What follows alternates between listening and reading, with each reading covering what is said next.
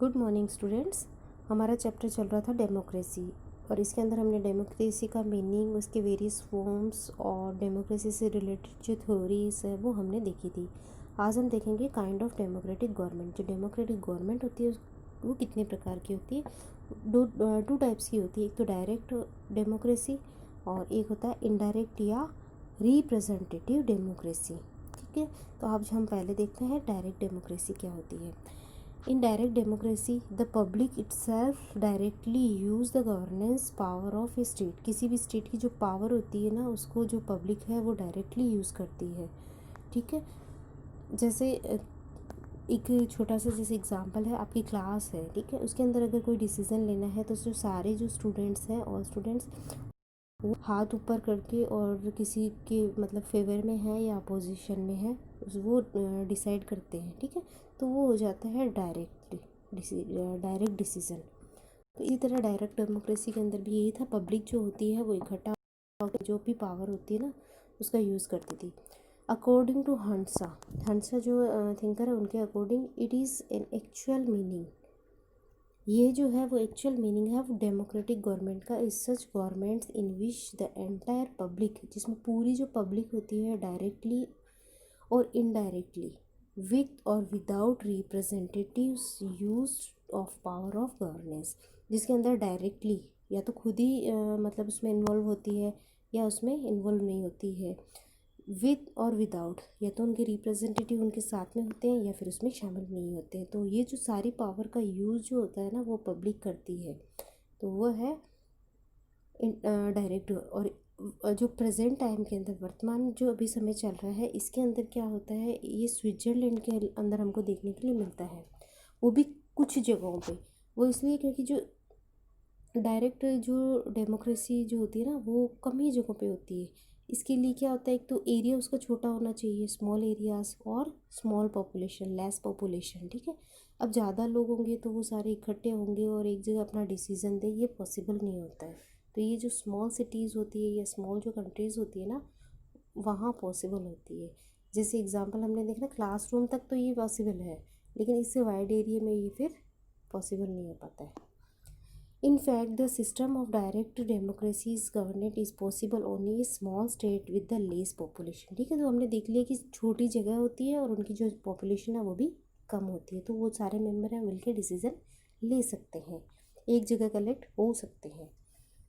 Indirect और representative democracy, इसके अंदर क्या होता है, पब्लिक होती है और वो अपना रिप्रेजेंटेटिव गवर्नमेंट में सेंड करती है, भेजती है। इसके अंदर क्या होता है, जैसे हमारे इंडिया के अंदर एग्जांपल लेते हैं, हमारे जो प्रेजेंट टाइम में इंडिया होती है, ठीक है, इंडिया जो के अंदर जो है वो रिप्रेजेंटेटिव गवर्नमेंट है। हम लोग क्या करते हैं, ये जैसे हमारा असेंबली है, ठीक है, इलेक्शन होता है, हम एक हमारे यहाँ पे जो बहुत सारे लोग हैं मेंबर है वो इलेक्शन में खड़े होते हैं मेंबर बनने के लिए। तो हम लोग वोट करते हैं अपने पसंद के व्यक्ति को, ठीक है, और फिर उसको चूज़ करते हैं, फिर वो सेलेक्ट हो जाता है तो फिर हम उसको असेंबली में सेंड कर देते हैं, भेज देते हैं असेंबली में। तो वो हमारे गवर्नमेंट में हमारा रिप्रेजेंटेटिव करता है, फिर हमारी जो भी मांगे होते हैं वो हम उन तक पहुंचाते हैं और वो हमारी मांगों को गवर्नमेंट में रखते हैं। ठीक है, तो ये होता है इनडायरेक्टली, मतलब हमने भेजा उस व्यक्ति को चूज़ करके और वो हमारी मांगों को गवर्नमेंट में रखेंगे, तो वो हमारे रिप्रेजेंटेटिव हो गए, प्रतिनिधि हो गए। In modern times indirect democracy is a form in almost all the democratic state. ठीक है, तो ये जो है ना कहाँ पाई जाती है, जो लगभग सारे जो डेमोक्रेटिक स्टेट हैं वहाँ पे रिप्रेजेंटेटिव गवर्नमेंट ही पाई जाती है।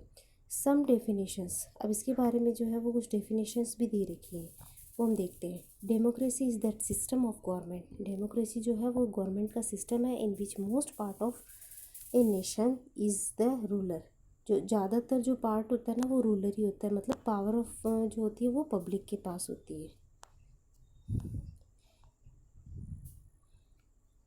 Democracy is the government in which every people have part. ठीक है, तो ये शैले की जो है डेफिनेशन है कि जो गवर्नमेंट डेमोक्रेसी एक ऐसी गवर्नमेंट है जिसके अंदर हर जो पीपल है वो पार्ट लेता है, मतलब सारे जो लोग हैं वो भाग लेते हैं। ठीक है, तो ये इसके टू टाइप्स हो गए डेमोक्रेसी के। डायरेक्ट और रिप्रेजेंटेटिव। तो हमारे जो इंडिया है उसमें अभी रिप्रेजेंटेटिव जो डेमोक्रेसी है, रिप्रेजेंटेटिव गवर्नमेंट है, वो चलती है। नेक्स्ट, की फीचर ऑफ डेमोक्रेसी। डेमोक्रेसी की जो मेन फीचर्स क्या है, क्या क्या विशेषताएं हैं, वो हम देख लेते हैं। ठीक है, तो पहले सबसे इम्पोर्टेंट है गवर्नेंस ऑफ पीपल्स। लोगों को शासन होता है इसमें। ठीक है, मतलब जैसे अभी हमने देखा था जो पावर होती है वो किसके पास होती है, पब्लिक के पास। पब्लिक ही वोट करती है और अपने रिप्रेजेंटेटिव को चूज़ करके भेजती है और उसको रिकॉल भी कर सकती है, बुला सकती है। Government made by peoples. तो गवर्नमेंट है वो कौन बनाते हैं, लोग बनाते हैं। वो अपने में से ही किसी को इलेक्ट करते हैं और उनको मेंबर बना के सेंड करते हैं।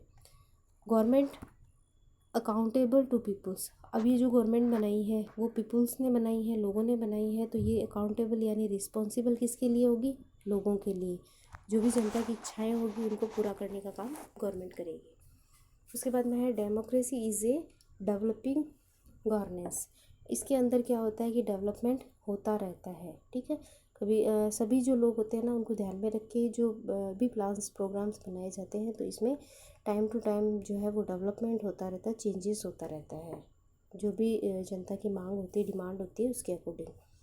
तो ये इसकी मेन की फीचर्स थी। ठीक है, अब है मेरिट्स ऑफ डेमोक्रेसी, मतलब इसके लाभ, फ़ायदे या गुण जो भी है, इसको यूज़ करने से क्या क्या फ़ायदा होता है। तो ग्रोथ इन पब्लिक इंटरेस्ट, इससे जो डेमोक्रेसी होती है, मतलब लोग जो होते हैं ना वो अवेयर हो जाते हैं। जब इलेक्शन आता है 5 ईयर के लिए तो उसके अंदर जनता जो एक कैंपेन से चलता है, लोगों को फिर उनकी जो जो भी राइट्स है उनके बारे में पता चलता है, गवर्नमेंट के अंदर क्या क्या चल रहा है, किस किस तरह के प्रोग्राम आने वाले हैं। तो जो पब्लिक होती है ना वो इंटरेस्ट लेने लग जाती है इसके अंदर। उसके बाद में इफ़ेक्टिव गवर्नेंस, और इनका जो शासन होता है ना वो इफ़ेक्टिव होता है, क्योंकि जो सारे जो पीपल्स होते हैं ना वो इससे रिलेटेड होते हैं, तो पूरी जनता की भलाई के लिए काम किए जाते हैं। Means of mass education. ठीक है, तो ये मास एजुकेशन से भी रिलेटेड है, मतलब जो जनता है उसको अवेयर करते हैं। एक पार्टी होती है वो अपना सर्कुलर निकालती है, अदर पार्टीज जो है वो अपना सर्कुलर निकालती है, तो जनता को जो भी मेन प्रॉब्लम्स हैं वो हाईलाइट होती है।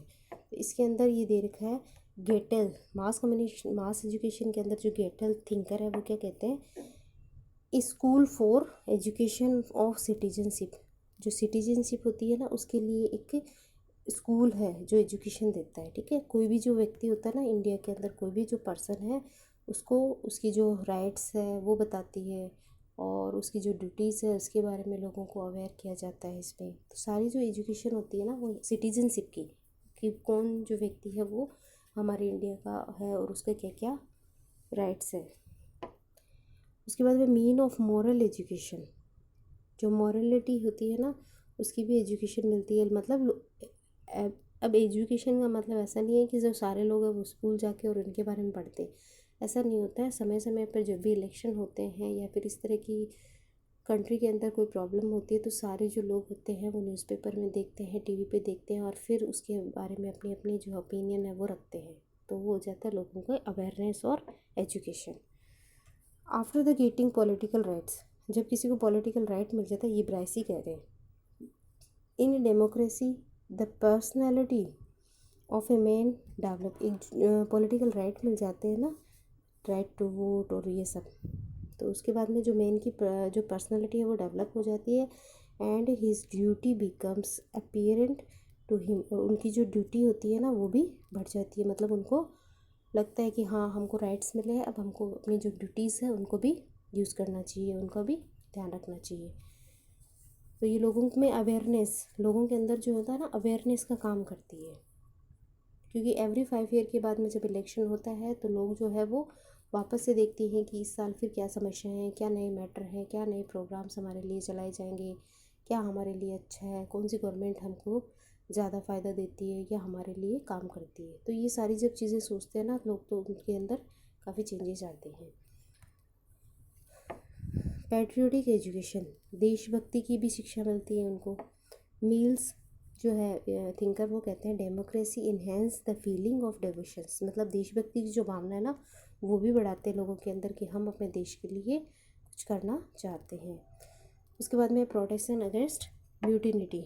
म्यूटिनिटी होता है किसी भी व्यक्ति पे ज़बरदस्ती शासन होता है ना, उसको बोलते हैं म्यूटिनिटी। तो इसको रोकते हैं। इससे नो नीड टू रेबल्स, मतलब लोग जो होते हैं ना वो सेटिस्फाई होते हैं डेमोक्रेसी कंट्री के, क्योंकि लोगों की गवर्नमेंट होती है, लोग अपने मेंबर्स को सेलेक्ट करके भेजते हैं, अपने रिप्रेजेंटेटिव होते हैं। इन द केस अगर वो काम नहीं करते अच्छे से या फिर अगेंस्ट द पीपल के अगेंस्ट काम करते हैं, तो पीपल है वो उनको रिकॉल कर सकते हैं, वापस बुला सकते हैं।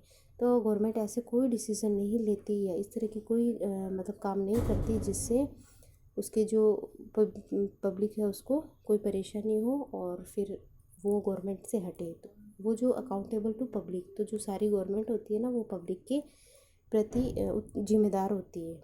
और लोगों के अंदर इस तरह की कोई भावना नहीं होती, क्योंकि सारी उनकी मतलब उनकी भलाई के लिए काम किए जाते हैं, तो वो रेबल्स बने। ठीक है, क्रांति की कोई भावना नहीं। अब जैसे ब्रिटिशर थे, तो ब्रिटिशर्स के वो हम पे शोषण करते थे, अत्याचार करते थे, हमारी जो उनकी जो पॉलिसीज़ थी वो हमारे अकॉर्डिंग नहीं थी, तो फिर 1857 के अंदर रेबल हुआ था।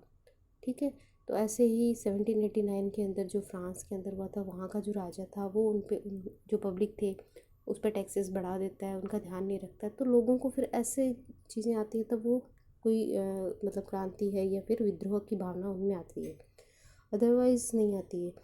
जो डेमोक्रेसी होती है वो तो उनकी हेल्प करने के लिए होती है, लोगों का जो ओवरऑल डेवलपमेंट करती है, तो फिर वो रेबल वाली उनके अंदर फीलिंग नहीं होती है, वो पैट्रोटिज्म वाली आ जाती है, मतलब देशभक्ति आती है उनके अंदर। Government based on freedom and equality. हाँ, डेमोक्रेसी की जो गवर्नमेंट होती है वो फ्रीडम और इक्वलिटी पे बेस होती है, सभी जो व्यक्ति हैं उनको समान अधिकार दिए जाते हैं। उसके बाद में establishment of free and fair judiciary, free and fair judiciary है। ठीक है, तो जो सबके लिए है वो समान न्याय होता है, न्याय जो कोर्ट होता है सुप्रीम कोर्ट वो सबको इक्वल मानता है और सब जो होते हैं उनको एक समान जस्टिस देता है, किसी के साथ में वो कोई अनफेयर वाली बात नहीं करता। नेक्स्ट है ओवरऑल डेवलपमेंट। एवरी जो पर्सन होता है ना वो अपना ओवरऑल डेवलपमेंट कर सकता है, जैसे आर्ट है, लिटरेचर है, कल्चर है, साइंस है, इन सबको वो आगे बढ़ाने के लिए अलग अलग स्कीम्स चलाते हैं, गवर्नमेंट हेल्प करती है।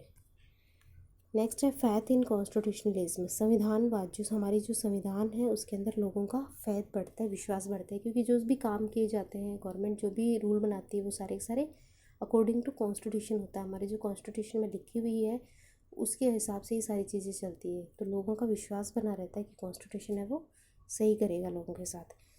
पावरफुल गवर्निंग सिस्टम, अभी जो गवर्नमेंट का सिस्टम है ना ये भी बहुत पावरफुल होता है, क्योंकि इसके अंदर मेन जो पावर होती है वो पब्लिक की होती है। ठीक है, तो लोगों को काफ़ी हेल्प मिलती है। उसके बाद में है सपोर्टर ऑफ वर्ल्ड पीस। हमारी जो डेमोक्रेसी है वो वर्ल्ड पीस मतलब दुनिया के अंदर शांति रखने में बिलीव करती है, विश्वास करती है और सपोर्ट करती है, मतलब किसी दूसरी जो कंट्री है उसके साथ में अनफेयर नहीं करती, लड़ाई झगड़ा नहीं होता है, पड़ोसी देशों के साथ अच्छे रिलेशन रखते हैं। तो ये सारे के सारे इसके मेरिट्स थे या इसके बेनिफिट्स थे। ठीक है, नेक्स्ट जो है हम इसके बारे में जो भी बचा है डीमेरिट्स है और इसके जो सोर्स है जिससे हम इसको और